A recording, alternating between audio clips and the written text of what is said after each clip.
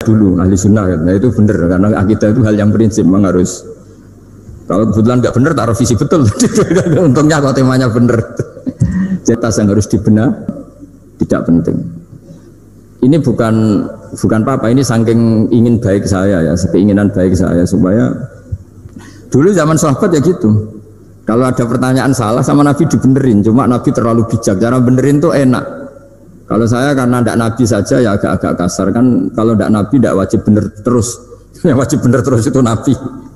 Saya beri contoh ya. Nabi itu ngendikan tentang kiamat. Sekian lagi. Mata sa'ah ya Rasulullah. Ketika Nabi mengabaikan itu ada dua kelompok sahabat. Yang satu bilang lam yasma', Nabi tidak dengar sehingga mengabaikan. Yang kedua bilang sami'a wa kariha, Nabi sebenarnya mendengar tapi tidak berkenan. Tapi diulang lagi ketiganya, ya Rasulullah mata sa'ah. Akhirnya Nabi jawab, mau tidak mau, karena kalau enggak ya dia, namanya orang Bedui ngomong terus. Nabi balik tanya, ya karena cara berpikir dia kalau kiamat itu jelas kapannya kan bisa persiapan itu. Paling enggak pas mau kiamat terus pas ngaji Quran, apa kan bisa persiapan itu. Akhirnya Nabi balik tanya, ma'atatalaha. Kalau kamu berani tanya kiamat, lalu persiapan kamu apa? Ya, terus orang itu bilang masyhur tuh, ma'adatullah kabira sholatin wala siyamin wala kada wa kada walakinni uhibbuka. Saya sebenarnya tidak punya persiapan ya Rasulullah, cuma persiapan banyak puasa ya enggak, banyak sholat enggak, tapi saya mencintai engkau.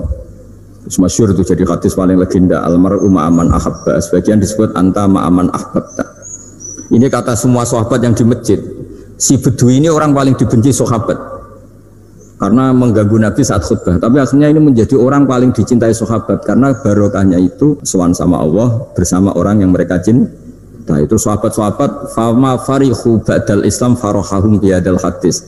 Mereka tidak pernah senang setelah masuk Islam sesenang hadis ini, karena kita tidak perlu soleh-soleh banget, cukup menyintai orang apa soleh gitu. Makanya saya sekali bilang itu ya, kadang-kadang saya jadi orang alim itu ya rugi. Ruginya tadi, misalnya untuk menjadi orang alim kan harus hafal Quran, ngaji Bukhari, Muslim, Ikhya. Ternyata pengumuman kedua orang nggak bisa apa-apa, gelombang kedua para pecinta, waduh, itu kan repot ya. Jadi kita yang jadi orang alim susahnya bukan main, ternyata disaingi pengumuman kedua dan para pecintanya, wah itu kan, akhirnya ketemu orang-orang nggak jelas tadi itu. Nah itu ya termasuk farah dalam Islam, farhatul aibin. Jadi seneng itu di Islam itu ibadah. Ya, kul bi fadlillah wa bi rahmati fa bi fa'il. Ya agak kukur-kukur terus merengut saja malu. Malu saya itu dilihat Allah kok kayak agak ridho itu malu.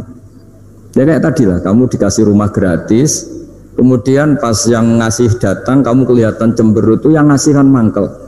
Sudah dikasih gratis masih cemberut. Sama hubungan kita dengan Allah itu semuanya dikasih gratis. Makanya tabassum, senyum itu ibadah. Kita yang nekuni ilmu hadis, betapa hebatnya Nabi ngendikan, kalau kamu tidak bisa ibadah yang berat-berat, cukup ibadah senyum. Kadang ngendikan tol qati wajhin, kamu cukup berwajah yang indah, yang menyenangkan. Tabassum, senyum. Kalau kamu tidak bisa membalas jasanya orang yang ngasih, minimal kamu senyum, minimal kamu kelihatan senang gitu. Makanya seneng itu sudah ibadah.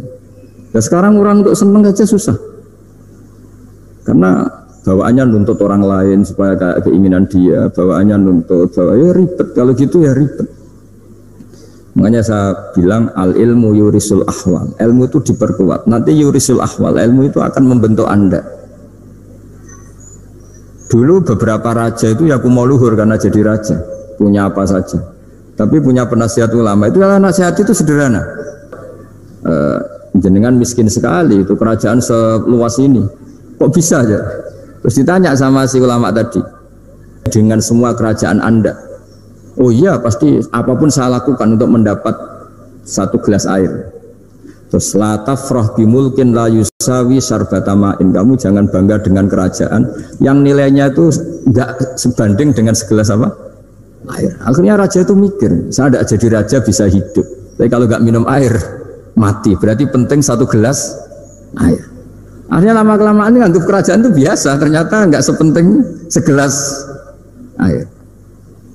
Ya seperti kita lah, misalnya orang nggak punya alpat itu tidak malu, tapi kalau nggak punya celana itu malu. Kamu mau punya alpat tapi nggak punya celana? Kan nggak mau. Yaitu ilmu. Ilmu itu yurisul akhwal. Ilmu akan melahirkan satu perilaku. Jadi kalau ilmu Anda mantap, pasti syukurnya juga mantap. Ya makanya saya termasuk kiai yang selalu mendorong pentingnya ilmu.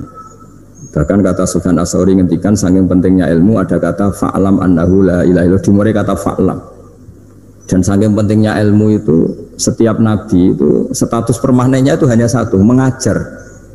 Rabbana wab'ats fihim rasulam minhum yatlu 'alaihim ayatik, membacakan ayat-ayat Allah sampai wa yu'allimuhumul kitab, mengajarkan kitab wal hikmah. Bahkan Allah sendiri wasofa dzatahul aliyah bi annahu al-muallim. Yaitu Allah ngendikan Ar-Rahmanu 'allamal Qur'an. Jadi betapa hebatnya pengajar. Allah sendiri mensifati dirinya itu Ar-Rahmanu 'allamal Qur'an. Allah itu Maha Rahman yang mengajarkan Quran.